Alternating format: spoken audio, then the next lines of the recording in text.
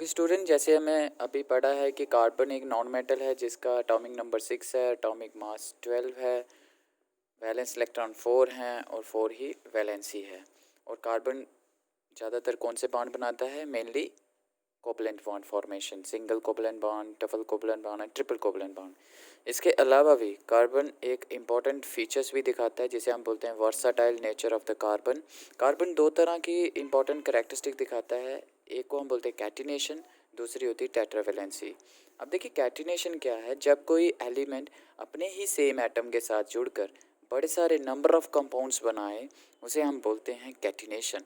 Catenation जो है और भी एलिमेंट शो करते हैं, जैसे सल्फ़र हो गया, ऑक्सीजन हो गया, बट जो कार्बन है वो लार्ज नंबर पे, लार्ज रेट पे जो है कैटिनेशन को शो करता है। फॉर एग्जांपल हमें पता है जैसे कार्बन अपने ही दूसरे कार्बन के साथ जुड़ के कंपाउंड्स बनाता है जिसे हम बोलते हैं इथेन, ठीक। उसी तरह कार्बन 3 कार्बन के साथ जुड़ के भी कंपाउंड्स बनाता है जिसे हम बोलते हैं प्रोपेन।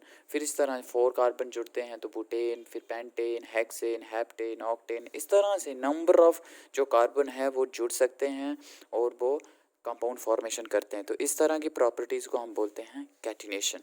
अब टेट्रावैलेंसी क्या है? टेट्रावैलेंसी में जैसे नाम जुड़ रहा है टेट्रा, टेट्रा मीन्स 4, वैलेंसी मतलब उसकी जो कंबाइनिंग कैपेसिटी है।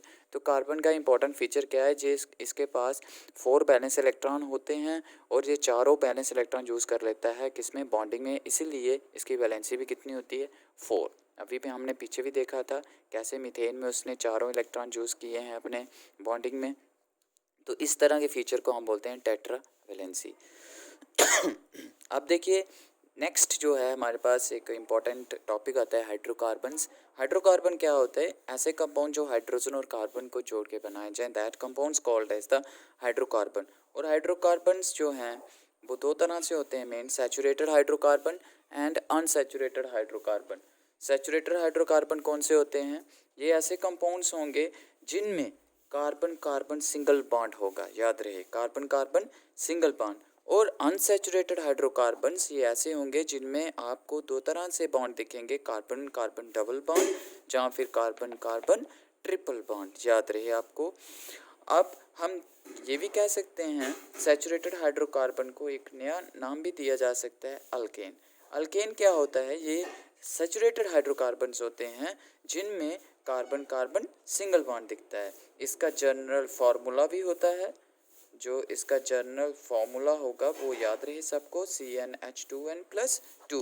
यही याद रहेगा तो आगे जाके हम कई कंपाउंड्स को जो है उनके फार्मूले और उनको स्ट्रक्चर्स दे सकते हैं।